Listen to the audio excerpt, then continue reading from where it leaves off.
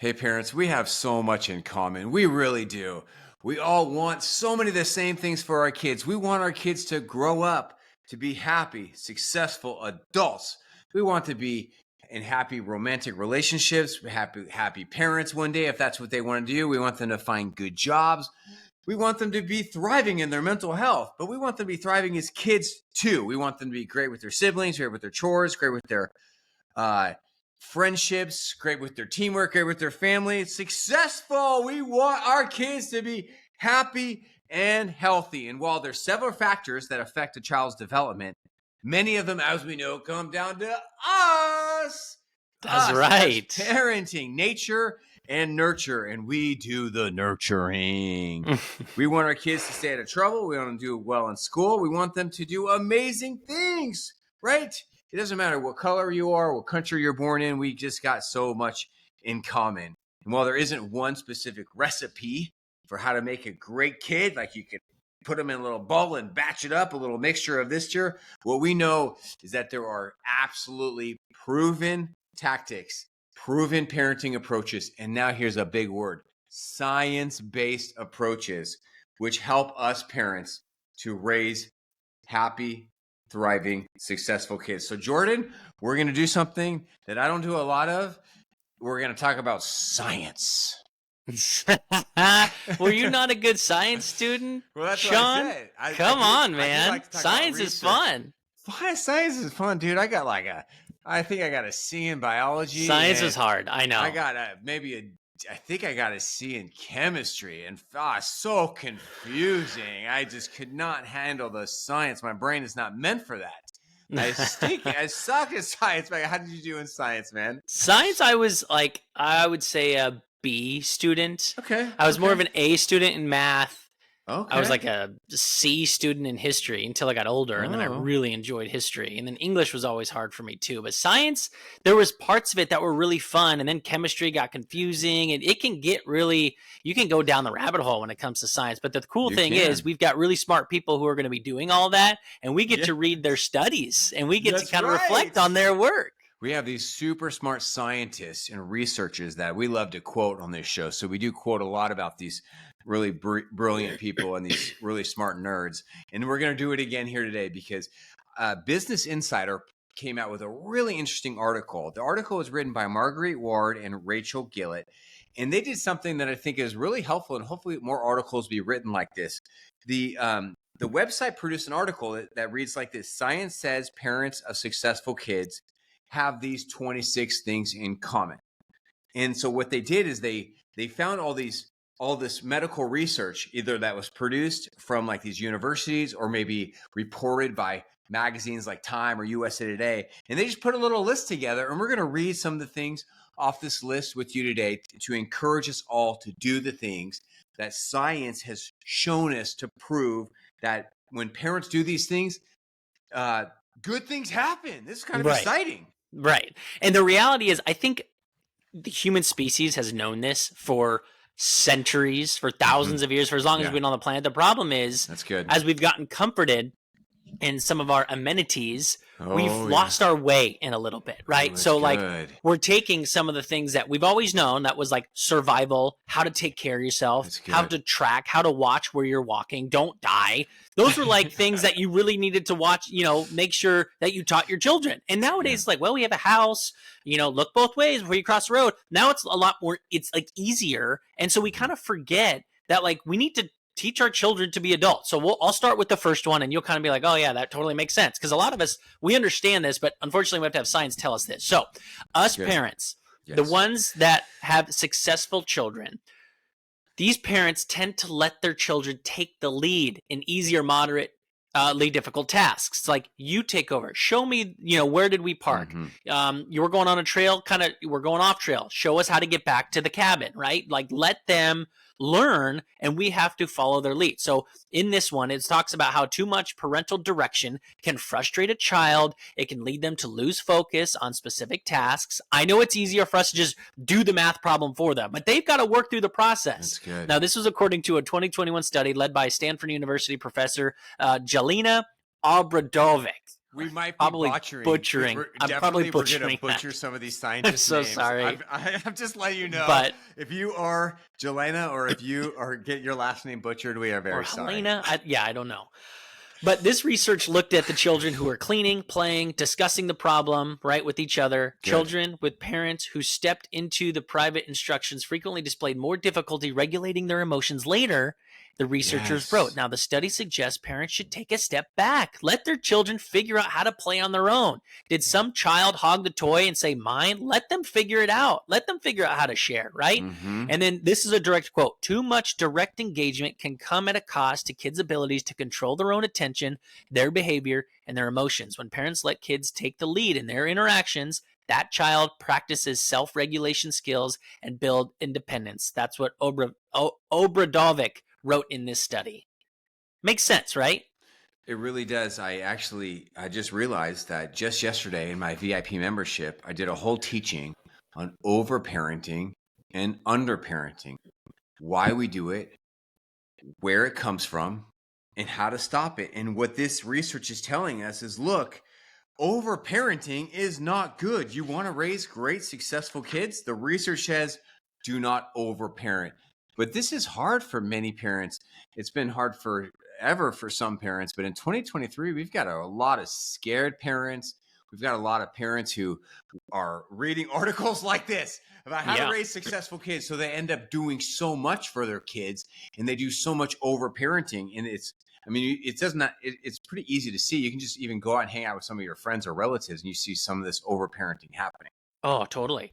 I mean, I'll just give you a little slice into my world. I mean, this is the simple stuff, but like, let's say my kid has got a 4-hour gymnastics practice. I'll let him kind of check out when he gets home before bed, maybe watch a little YouTube or a cartoon or something like that. Yeah. And he'll be like, hey, Dad, would you mind getting me some water? And like, of course, you just worked your butt off. I want to get you water. But my answer is no, you can get that yourself. You can take care of yourself. Even though I want to, I would love to get you that water, son, but I'm not going to. That's interesting. Yeah, like I actually was making a list of what are some of the things that I've seen, like where this actually plays out in everyday lives, where we don't let our kids take the lead of things. So let's slow down and think for yourself if you're listening. What are the areas of your kid's life where they could take the lead, but you don't want them to? And you have reasons why. So you step in and you take the lead, because that's the wording of the article. It says parents let their children take the lead in easy or in moderately difficult tasks. So I got a couple, and you go a couple. Okay, so here's what I'm thinking. First thing that I wrote down on my notes is we want our kids to do things like cleaning the table. Even at a young age, they can start cleaning the table. But we don't want them to. Why? Why don't we? Because they don't do it your way? Right. Because they're not. Why? Yeah, well, because they're going to make a mess. They might drop the plate. They're going to drop the plate. Right.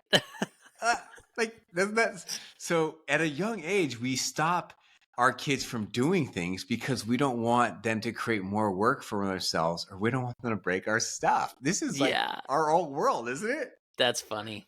One thing that comes to mind for me is like letting them pick out their own clothes. I'm like, you've got mismatched socks, bro. Like what's going on here, right? Like you didn't do your hair. Wait, why is your belly button showing? You're 9. That's a great example. Here's another one. I think many parents, they do not let their children take the lead on their own school projects or assignments. How about that? Isn't that I know. And that's what I was kind of alluding to when I was reading the study is like, I'll just do this math problem for you because I know it. But it's like, no, they've got to figure this out. They've got to do the study themselves. So it's so hard to like, you know the answer. You want to just bust out. It'll take you 10 minutes. But for them, it could take them a lot longer. But it's that process that it sounds like this study's talking about. It's that process that helps develop character for them.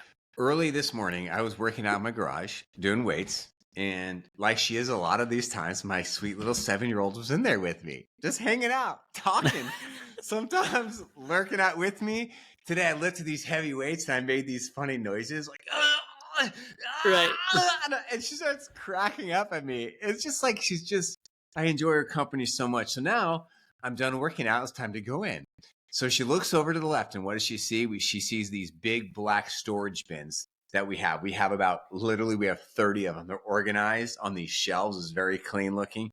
And so she says to me, Dad, can you get out the Halloween bin? That's what she says. Of course. This is the time of year to do that. Well, hold on here, but we're filming this on a Tuesday morning. I'm trying to go to work now. I got to go take a shower. And of course, any parent, read my mind right now. Please use your psychic powers and tell me, what would any parent be thinking at this time on a Tuesday morning? She has to go to school, by the way. Oh, she does. Okay. Just didn't realize that. Slow Okay. it down. Just had breakfast. She hasn't showered. She hasn't gotten ready. I'm about to go shower. I'm trying to move on with my freaking day. Now, what would I would say close to 100% of parents be thinking at that moment? You tell me. I mean, I would just say, are you kidding? Like, no, we got stuff to do, right? Like, we got stuff to do. Right. You got to go to school. I got to go to work. There's no time. Exactly. I'm not doing this right now. Exactly. But also because if you let any child or even teenager get into the big old black dress, it's going to be a mess. Costumes, what's going to happen? Right. It's going to be a hot mess. So in this situation, I actually did get it down, and I let her go to town. She found this big old, black haired afro, right, from one of them. And she's like, I want to comb this. And I'm like, all right, man, I'm just going to go take a shower right now. But this is an example of we don't let our kids take the lead in certain things. And this is just a metaphor. Right. Because we know how much chaos or mess it brings into our own lives, and we want more order and peace in our lives. So we hold ourselves back from letting our kids take the lead. And this is what the research is telling us. Be aware of that, right? Right. All right. So what else do successful parents and successful children do with this study? That was one. What else? Number two, they make their kids do chores. Ooh. How many chores? Science. This is good. Proven. If kids, one of the researchers says this. Oh, she's a well-known author named Julie Lycott-Hames. She's a former dean of freshmen at Stanford University. She wrote a famous book called How to Raise an Adult, and she's got a great, very famous TED Talk. And she writes this: if kids aren't doing the dishes, it means someone else is doing it for them. Who is that? That's me. That's my wife. That is us.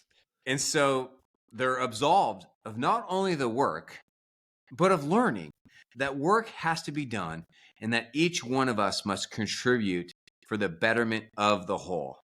Lycott-Hames believes kids raised on chores go on to become employees who collaborate well with their coworkers.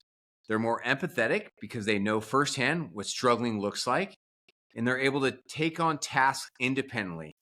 And she does not just making this up. She's basing this on the Harvard Grant study, which is the longest longitudinal study ever conducted. She says by making them do chores, taking out the laundry, taking out the garbage, taking out the garbage, doing the laundry, you get the point. Right. They realize I have to do the work in life in order to be part of life. That is a great quote. So now I'm going to ask the master, you, because I'm thinking about, okay, which chores do my kids do? And I'm sure a lot of us parents are thinking the same thing.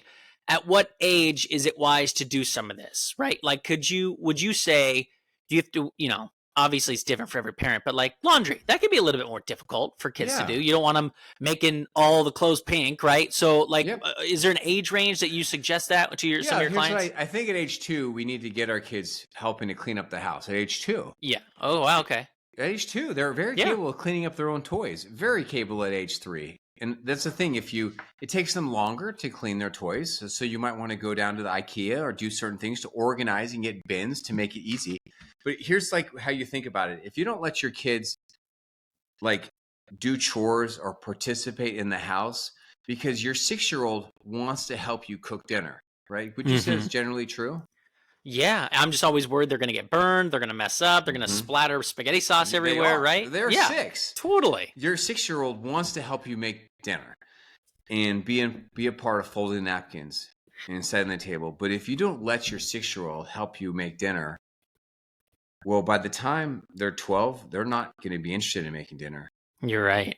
Isn't that deep? Think about that. You're right. If you do not have a whole culture of getting your 5-year-old to do chores, well, by the time they're 9, it's going to be a lot harder for them to understand the psychology of chores at age 9. Yeah. Right. And of course, I did chores growing up, and now it's like I like a clean house. I like to start my Mhm. day with a list of things to do so that everything else runs smoothly. I can imagine if I didn't have that set when I was a young kid, my life would be pure chaos all the time. Pure chaos. And yeah, our 14-year-old has a large amount of chores. And the reason why she has so many chores is because her younger sister is 7 Mm-hmm. and her older daughter is 18, and she just moved out in her own place downtown. Mm-hmm. But when that daughter was 14, when she was younger, it was the older one who had the majority of the chores. And so it's like, hey, now it's your time to take on some of these bigger chores. So yes, the way we have a whole episode, I think, on chores, don't we, Yeah. Jordan? Yeah. Yeah, it's about really engaging your kids in the psychology of chores, reaching their heart on chores, teaching them what chores are and what are not, because chores have very little to do with cleaning up dog poop, emptying the dishwasher, and cleaning dirty toilets. It has so much more to do with other things. So, all right. Last question I have. Hold Yeah. on. I have one more and then I'm going to move on. Do you pay your kids when they do chores? So yeah, that would be the whole, like, is there allowance? So Right. yet I guess no it and works yes. many ways. Okay. It The works answer many is ways. mostly no, but Okay. some parents have really used allowance in a very positive way with their kids. So Yeah. yes, there's no comment on allowance right now. Do you Okay. do you Sounds guys good. do allowance? We do the idea of allowance because my kids right now are really wanting to make money. So I'm like, Mm-hmm. and they ask, what can I do to make money? I'm like, okay, do this, do this, do this. Yeah, So yeah. that way, when they want something, I'm like, listen, you helped out, great, you get Yep. rewarded. All right, next up. Yeah, I think on that point, the key Okay. is, well, allowance can be a really, really beneficial thing, especially like around 9 and up, because that's where your kids are 9. Yeah. It's about more than that. It's about teaching them, like, look, this is like what you do as a member of this family. We're a Right. team, right? You don't just do these things because you want to get paid $3.50. So let's go Right. to number 3. Tell us a third thing. What does science tell us, Jordan, that parents do scientifically based? All right, we parents, we teach our kids social skills. This is research from the Pennsylvania State University and also Duke University. They track more than 700 children from across the U.S. in this study, all right, between the ages of kindergarten and 25 years Okay, hold old. on, And this, pause for okay, a second. Like, do you like realize what you big, just said? How big that was? big number. 700 kids were tracked from kindergarten to 25. Right. What does that even look like? I don't know. I would love to get the ins and outs of these studies because, like, sitting down with them on a weekly basis, trying to learn everything, following them maybe for a year plus. But what they found was pretty significant. There's a correlation between social skills as kindergartners and their success as adults 2 decades later. Wow. So that kind of answers my question. They probably followed them through a 20-year study, and it showed that socially competent children who could cooperate with their peers without prompting would be helpful to others, of course, understand their feelings, resolve problems on their own, and they were far more likely to earn a college degree and have a full-time job by the time they turned 25 than those with limited social skills. Gosh. So I'm going to keep interesting. going. Yeah. Those with limited social skills also had higher chance of getting arrested, binge drinking, and applying for public housing. So that tells you how important this is for us to teach our kids about these social skills. Right. Here's a quote from Kristen Schubert, which is the program director at the Robert Wood Johnson Foundation, which funded the research in a release, and says, this study shows that helping children develop social and emotional skills is one of the most important things we can do to prepare them for a healthy future. Big. Wow. Man. Big. By kindergarten, they're seeing the correlation. If your kid is thriving in kindergarten, age 6, connecting with other kids, connecting with their siblings, making friends, that they are on a higher track to do well when they're 25. I know. And I don't want to put this in the same category, but it just makes me think about this. And I'm thinking, okay, which kids are not getting those social skills they need? That's what and I feel bad because this might not be correlated at all, but I think of like children actors, or they're forced to be grown-ups at such a young age. They don't get to just play and have fun and go to school. They get sheltered more because they're in these movies and they're popular. And then a lot of them, when they grow up, they just they can't really figure it all out. And I don't know if that's because when they were kids they didn't have something like this, but it makes me go there and wonder. Does that make sense? My mind is just kind of wondering now. My mind's wandering too. Yeah, your mind went to child actors. My mind wandered to the the kindergartner or the first grader who's maybe getting bullied Well, yeah, I mean, that's going to school. happen no matter what. Unfortunately, we got to teach our kids about bullying. So yeah, I guess that's a really good point. That's part of social skills. That's part of social skills. Part of like that's actually really I really like. And I was going to go to that in our second topic when it comes to letting our children take the lead, or our first tip. And my question is, like, if a child is getting bullied, I just want to jump on and like help out. But sometimes the situation revolves about the kids figuring it out. Oh my gosh, sometimes I think majority of the times that's part of the problem with this issue of bullying, because on one hand, we want our kids to talk to us about it. We want our kids to share their feelings with us or their school counselors. But the problem is that sometimes the parents or the administrators, they get involved and the kids don't ever really have a chance to talk about it or work it out, because now everyone's so hypersensitive to bullying, which we should be. But then the parents like do this, and it goes back to number one.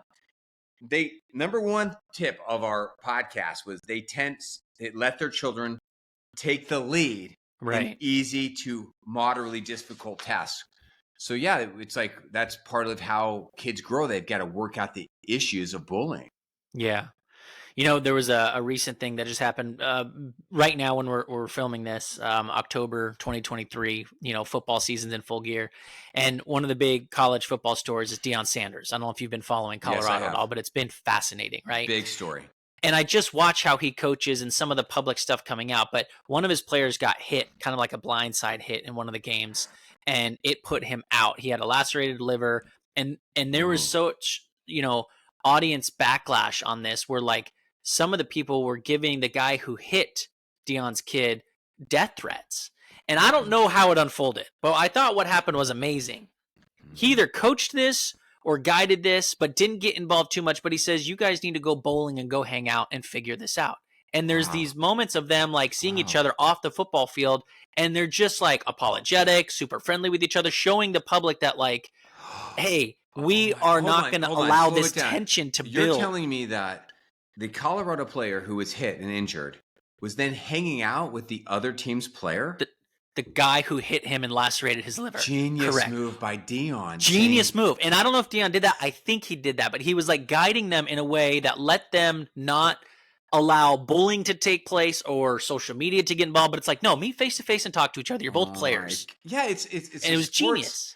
Oh, that is genius parenting by the coach of the University of Colorado football team, Deion Sanders, who is a retired NFL, Hall of Fame star. Wow, that is a really good story. But for each of these things, I want to spend a minute, and I want to spend one more minute on this. Is why don't we do this? So why don't we really spend the time of teaching our kids social skills? I don't have all the answers, but what comes to mind for you? Why don't parents invest the time needed to really walk their kids through these social, emotional challenges? Anything come up for you? Well, yeah, I don't think parents have those mastered themselves, right? So they don't know how to teach if they don't have it mastered. You know what I'm saying? Like, well, I think they want an answer quick. So they're just going to go straight to the source and try to figure out how to squash this now, rather than let the slower process take place and let the kids figure it out themselves. A few times on this episode, I'm going to bring up some personal stories. I'm going to do it right now. So let's just say that there's some men out there who have children and their fathers, and they really struggle with this. And they're actually who we're talking about. They're a symbol. You with me, Jordan? Like they don't understand their own social emotional development. They weren't raised that by their dads or by their parents, and now they're struggling, to share it with their kids. So I don't hang out, just to be honest, in my own like little private circle. I don't hang out with men like this. Like they're not like my friends. Does that kind of make sense? Does that come off bad? No, I don't think you two would probably get along. So it makes sense. Like I just mostly enjoy men who really care about, who like to talk about things beyond sports or making money. I like to hang out with men like you that have social skills and emotional skills for life. Does that kind of make sense? Yeah. But I hear about these men. Okay. Yeah, I hear about them because I don't like work with them. I don't hang out with them. So when would I ever be around them, right? Yeah. I guess when I play basketball or I see them out like on my kid's soccer field, you know what I mean? Right. But I hear about these public. men. Yeah. Yeah, I see them. I hear about them mostly from the women who I work with who are in my membership. They talk about their husbands or their exes. And they hurt because they're trying to co-parent with somebody who doesn't want to do what the science is telling them. They don't want to spend the time, emotionally connecting or emotion coaching their children. And that's just really hard, man, for everyone involved. Well, I'll tell you what, if you could master social skills, you could do anything in life, right? I you could agree. do anything in life. You could go and get any job you want. If you know how to deal with people and deal with conflict, which is ultimately what we have to try and teach our children how to do, you can handle any situation in any workplace environment. So true. It's like if you think to yourself that your kids getting straight A's is the most important thing, you're off. If you think to yourself that your kids' academic success or academic intelligence is the most important thing, you are way off. What Jordan has said is true.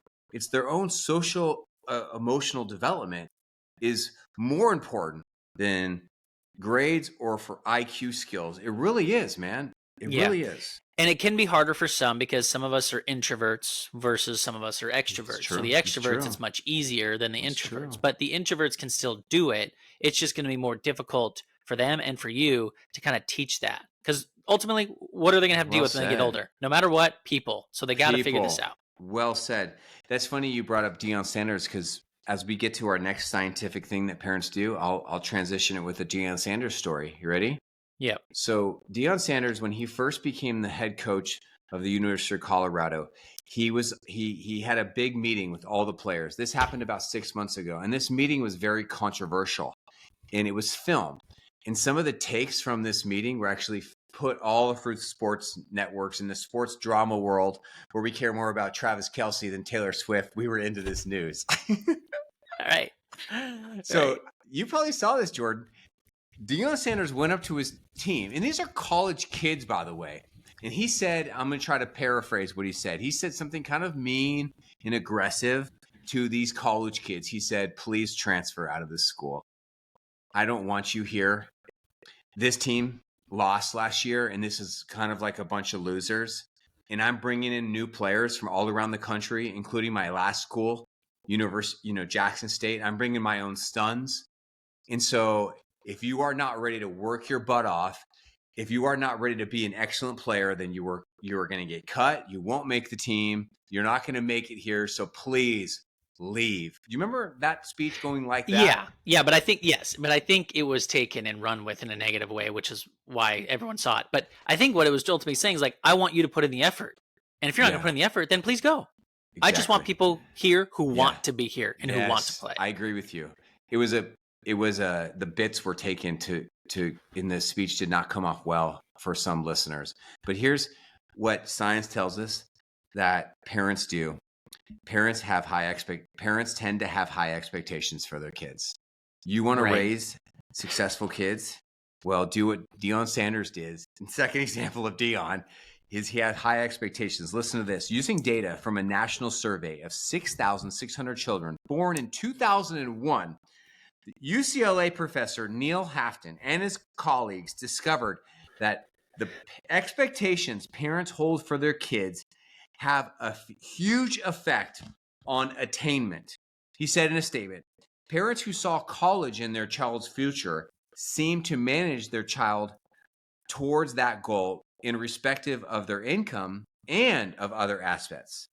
The finding came out in a standardized test that 57% of kids who did the worst were expected to attend college by their parents. Well, 96% of the kids who did the best were expected to go to college. So there's an expectation. Did I say that right? Yeah, I think you said that right. I took it right. There's an expectation that we have for our kids. And it doesn't have to be like, hey, you better win this gold trophy. I need you to go and win first place. But it's like, I need to see your effort. I need to see you trying, and I expect you to give me your best. And ultimately, 96% of the kids who did that were expected to go to college by their families, right? It's like, we expect you to do well in school, go to college, or get a great job, or whatever it is. Maybe start a business. I think that idea of going to college is changing a little bit, and some families are kind of shifting to maybe other things. But it's that expectation. Yeah, we're one of those families, right? Yeah, it's that expectation. Like your oldest, right, got a great job, right, and it's like that's just like getting accepted to a great college. They work for a great company, have great benefits already, right, and is already ready to steamroll life. This fourth thing about expectations kind of brought up a lot in me. First, let me share another quote from this research. This falls in line with another psych finding, the Palomalian effect, whatever, which states that what one person expects of another can come to serve as a self-fulfilling prophecy. So let's slow this down for a second. Okay, so think to yourself, what is success, first of all? Because I think what Business Insider, remember, this is an article on Business Insider. I can't speak for them because, I don't work there. But Jordan, it seems to me like when they're thinking about success, they're thinking about money and jobs. That is probably what they're referring to when the Business Insider is talking about success. Don't you think? Yeah, that would make sense. Right? Sure. Especially from Business Insider. Yeah. But for me, that's not how I determine success. Success. Right.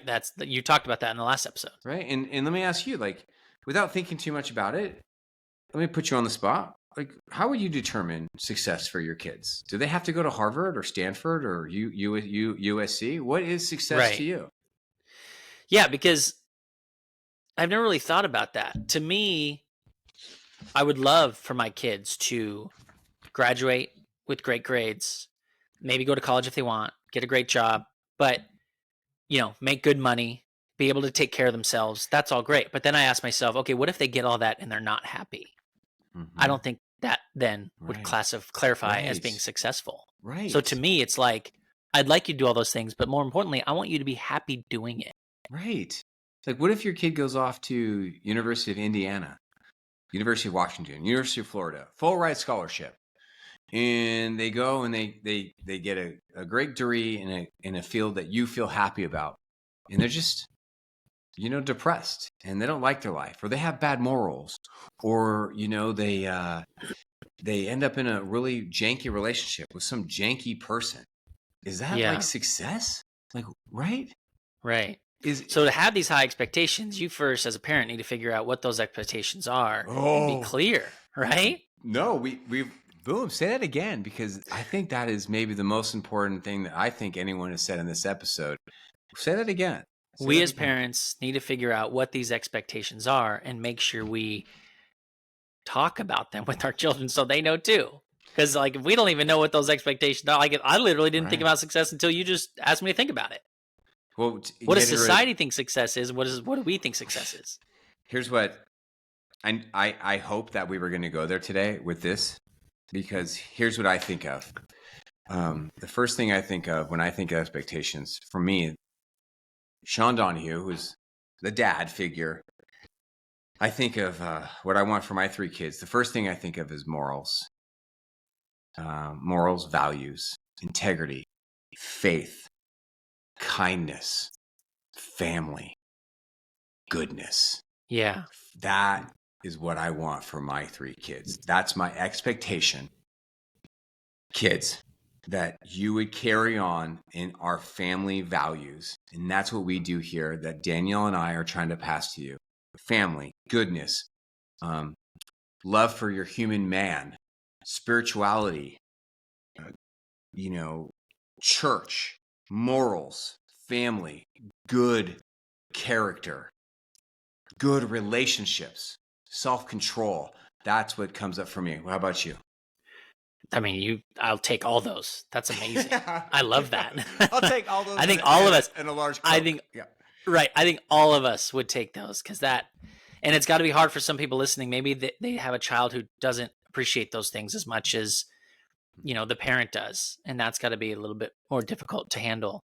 But again, these kids are their own people, and we're just trying to pass off what we think is the best and show them that it is the best. And if they want to go a different route, I mean, I don't, you can't stop them. They're their own people.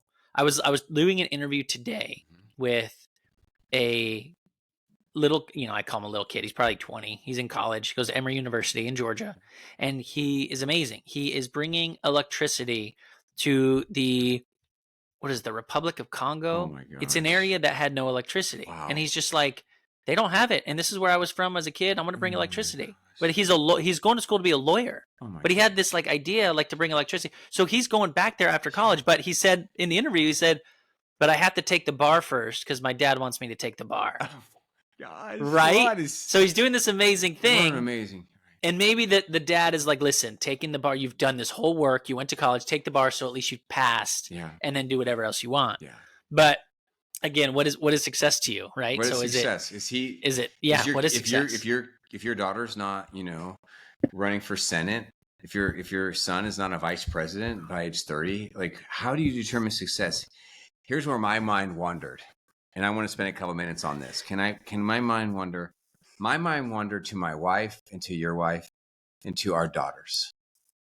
And I thought, Business Insider, based on your algorithm, based on how you're tell me what makes up a successful kid, is my wife successful?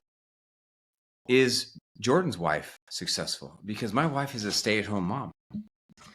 And as is mine. I think she's extremely successful. I think oh man, me too. I think more than me. Parents, I think more than you, right? I think it's the most important job in the world. I think it's the most challenging job in the world. I think it's the most society building job in the entire world.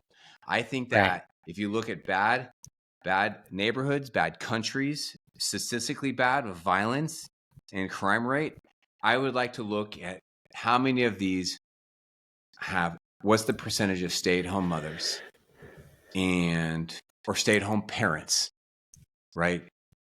Right. And what are your thoughts on stay-at-home parents?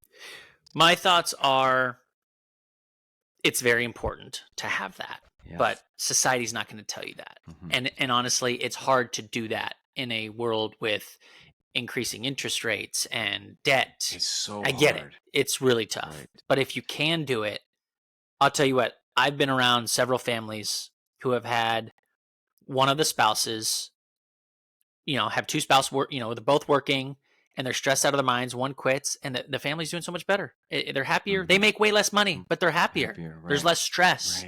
Right. And so it's not talked about enough, but there are people I work with, they're, women all about their careers, and it's great. I love working with them. It's amazing. But I can tell a lot of them are stressed. Well, and I feel bad. And don't get me wrong, guys can be stressed too. But what I'm saying is, we don't have to take what society tells us as being successful and take that as that's the trophy. You got to figure out what success is for you.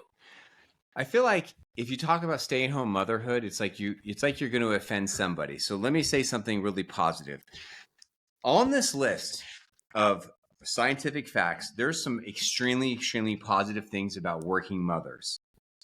But before we get to that, allow me to say a couple really lovely positive things about stay-at-home parents. Can I do that? Listen to the please. Stats. In 1967, right before Woodstock 69, the drug movement, the flower power, the free love movement, right before the kind of the women empowerment and feminism movement really took off in here in America. Give me your guess, Jordan. What percentage of women in 1967 were stay-at-home parents in 1967? 80%. I was thinking it was going to be 80% too.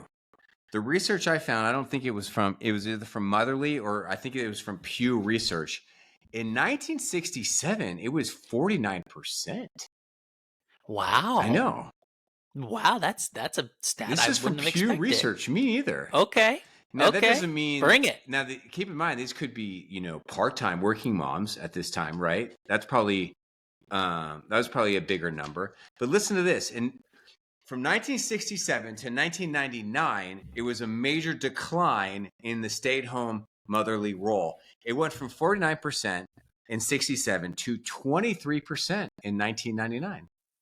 All right. So in 67, you had half the families had a stay-at-home mom.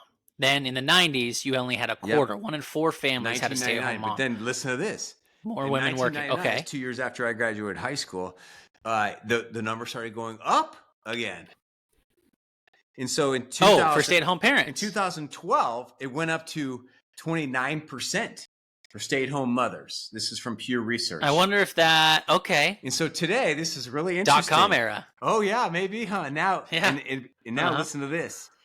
Now, today we have 26% of parents, of moms, this is from Pew Research, 26% of women that have kids are stay-at-home moms. And, you ready for this? Guess how many percentage of dads are stay-at-home dads? Ooh, I like this one. Isn't that a good question? I'm going to go with 10 to 15%. That high? I am going to go high. Am I wrong? Am I totally wrong? There's a lot. I just there's threw out 7% Okay, 7. I was going to say 10. All right. If you take 26 plus 7, you're looking at 34% or have a stay-at-home parent nowadays. Yeah. And that's amazing. And I wonder if that accounts for that's not accounting for the whole work from home, right? That doesn't count. It's literally because I'm in my house I was thinking about that. I'm actually a stay-at-home parent. I'm always here. But you're working from home. Even though, fun fact, I actually kiss my wife almost every morning, and I'll say I'm going to work, and I'm being serious. I'm not trying to be funny. That's awesome. This morning, I said, okay, I got to go to work, and I kiss her, and I walk about 5 steps, and I go to work. Now that's adorable. Right. That's great. That's great. Here's another thing. Go when ahead. you think about this. Can I tell you one more stat that I found because I did my own research on this? Because if you think like divorce is very complicated. Divorce is not necessarily your fault. It takes 2 to tango, and if you have been divorced, it doesn't mean you are unsuccessful. It doesn't mean you are a failure. It doesn't mean anything. All it means if you've been divorced is that you've been divorced. That's all that it means. And so I did a correlation because I looked up on my own, because what we're talking about here is having high expectations. And we've been talking about college. So I actually did a little Googling. My first Google was, what percentage of Harvard graduates are divorced? And wow. I didn't find anything. So all right. That's very specific. Right. Because just Harvard, right? It's just that's specific. Because it's just because you go to Harvard, that makes you successful. But does that mean you are successful in life and business? In business or relationships or parenting? Right. So what I did find is that there's a lot of research on divorce, in that if you do not graduate high school, you have a 45% chance of getting divorced. Oh, wow. They have a direct correlation between graduating high school and marriage. But if you do graduate high marriage. school, then the stats show that you have a 39% chance of getting divorced. Versus what was the other percentage you just said? 45. So it goes down to 39. But if you go to some college, you have a 36% chance of getting divorced. Okay. If you graduate college. If you don't. Yeah. Oh, yeah, that's right. If you graduate, what is it at? Oh, this would be if you have an AA degree. Oh, okay. 30% chance of getting divorced. Okay. And if you graduate college. With a 4-year degree. 26% chance of getting divorced. Wow, really? Yeah. Isn't that interesting? It keeps going down like that. That's crazy. There's a direct correlation between your academia achievements and divorce rate. Isn't that interesting? That's I would have not thought that. That's wild. Well, I wonder why that is. I don't know what the freaking truth is about divorce anymore, because we've always known, we've grown up, and we've heard the same thing. 50% of marriages end in divorce. Is that even true? Because I heard it's not true. And this showed you 20-something%. Somebody told me it's not, I've heard a lot that it's not true. Do 50%? I don't know what it is. 50% of the married couples, are they divorced? They're not. Are they? No, but maybe it's like it's accounting for multiple divorces. I know some people have been divorced twice. Oh, it You know what has I mean? to. And that would be an additional, number Yeah. included in that stat. So stats are interesting because stats can be, thrown any way you want them to get thrown. But unfortunately, every one of us listening right now knows someone who has been divorced, and of course, you don't want that if you don't have to have that. It's just interesting that it links to school. Okay, I want to move on to the next more tip. than school. It links onto our last scientific tip that we're going to share today. Right? Oh, okay. Isn't it link? You see the linkage? So how two parents get along in that marriage really matters. So Jordan, what's our next scientific fact that we're learning from the Business Insider article? The parents tend to have healthy relationships with each other, right? But I was wondering with this study, and I'm going to read it for you, whether it's parent to parent relationship or parent to child. But let me read this. So, children in high conflict families, whether intact or divorce, tend to fare worse than children of parents that get along. This is a study that came from the University of Illinois. Robert Hughes Jr., professor, head of the Department of Human and Community Development in the College of ACES, ACES at the University of Illinois. In this study, the review author also notes that some studies have found children in non-conflictual single-parent families fare better than children in conflictual two-parent families. Okay, does that make sense? So you're either in a healthy relationship or you're single and you still have a healthy relationship. The kids are better off than versus you stay married and you guys are so annoyed at each other. Yeah. Now, the conflict between parents prior to divorce also affects children negatively, while post-divorce conflicts has a strong influence on the children's adjustment. Ooh, post-divorce fighting. Wow. Okay. All right. It's kind of wordy. It's like you got to slow it down. You're doing a great job. Yeah, please continue. The conflict between parents prior to divorce, so they're leading up to divorce, it affects the children negatively. But post-divorce conflict, you still are arguing after you guys are already divorced, has a strong influence on children's adjustment. I think that's supposed to be emphasized. Strong influence post-divorce. No, totally. Yeah. And actually, I want to give my parents props for that one because they did so much by just saying, we're going to drop it and live our life for the kids. And now we can do Christmas and holidays together. They can be in the same room. It's no big deal. My mom has moved on. My dad has moved on. They'll bring their significant others and we'll all hang out together. And it's amazing. It's actually amazing. And actually helps us so much as kids. I'll say that right now. I just saw a social media video and it showed a dad walking into some event with his kids. And the caption said said something like, we care more about the kids and giving them a safe, loving place than we do our hatred for each other. Right. And it was kind of like inspirational music. And I was like, is that supposed to be inspirational? Because I think it is. I think it is. How hard is that though? Can you? No, it is so dang difficult.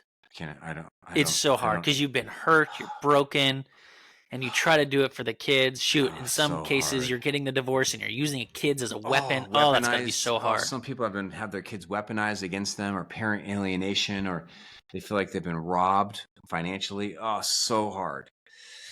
All right, I want to keep reading. There is a study here that found out that after divorce, when the father, without custody, has frequent contact with their kids and there's minimal conflict, they're happy, they're having fun, the children fare way better, and that makes sense. But when there is conflict, these frequent visits from the father are related to poor adjustment for these children. So there's specific stats on fatherhood. Fatherhood's very important. Motherhood is too obvious. That's obvious, but I think fatherhood is we've very gotten into a society where it's very influential. But we have men have such a ability to create so much harm, so much damage. I mean, women do too, but statistically, like men, when they are not thriving as parents or husbands, the amount of damage they can cause in a short amount of time is so painful. There's another study that found that 20-somethings, right, 20-year-olds who experienced divorce of their parents as children, they still report some pain and distress over their parents' divorce 10 years later. Wow. These young people who reported high conflict between their parents were far more likely to have feelings of loss and regret. And, I wonder if that stat, if it was ever accurate. Let's just say that 50% of marriages get divorced. Let's say that that's accurate. Okay. And now let's look forward to people now getting married. Okay. it's the marriages are going down, right? Like people are waiting longer. They're deciding not to get married.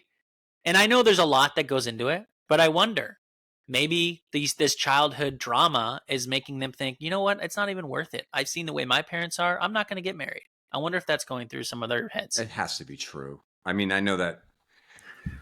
Yeah, it has to be true. They just see they're raised in a conflict home, or they just were their parents were divorced. It's got to be a huge factor here. Like, why would I do that? Why would I put myself out there? Mine was opposite, and I don't know why, but it was like I knew I wanted to get married, and I wanted to do everything I could to not get divorced because of what I saw. So I kind of took the opposite. Say, hey, if I'm gonna read these vows, this is like legit. This is legit. That's how I felt too. I just Googled, do 50% of marriages end in divorce? And this is the first thing that came up. Nope. Never was. Never was. First thing. Now, this is from Goldberg Jones. or.com. Okay. So take this. Okay. It's legit, man. Hey, if it's on the internet, it's legit if it's on the internet. We know this. It's Despite facts. the fact that many hold the wisdom as truth, experts have debunked this figure multiple times over the years. Now, here's a legit website, Forbes.com.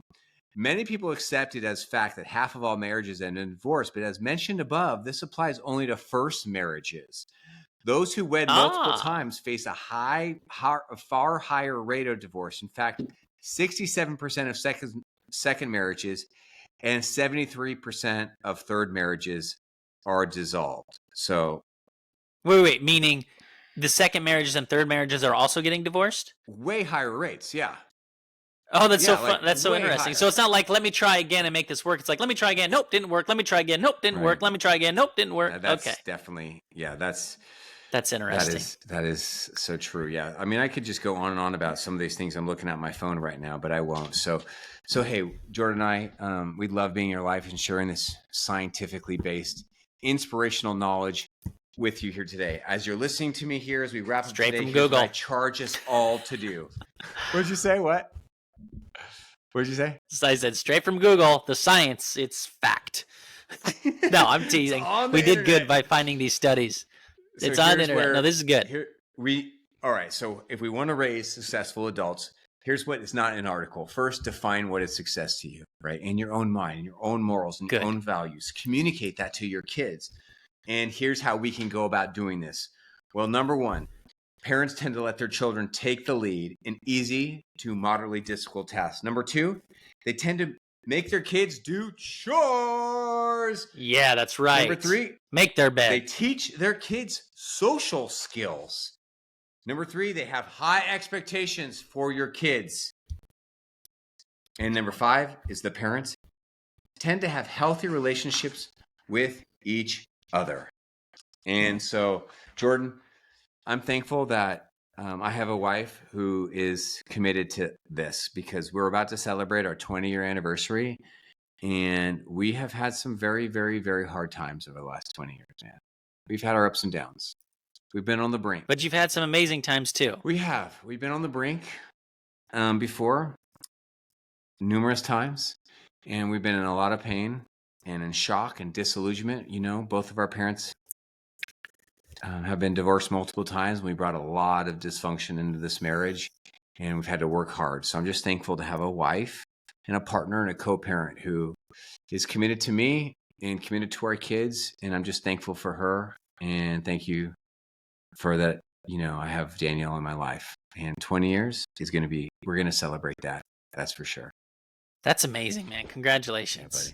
Yeah, and from our view, and from what it sounds like the stories we've heard, you got successful children already. And that's what I'm thankful for. I'm thankful that my 4-year-old, my 9-year-old, and my 9-year-old are already successful in my eyes. And I am so happy to continue to teach them what my thoughts are on what success is. And I just know they're going to thrive and be amazing. And I'm just thankful to be a parent and to have kids. And I think this is so fun. You know what? That was such a smart thing. I know I should have ended the show right there, but like what you did was really important right there. You looked at your kids and you're like, they are successful. They are there. They are loving, great kids. And you're just acknowledging that and thanking. That's what we need to do more as parents. Just look at your kids and say, instead of picking out the wrong things, so look, my kid doesn't have it all figured out. These are really wonderful, lovely kids, and I am thankful for them. I love it.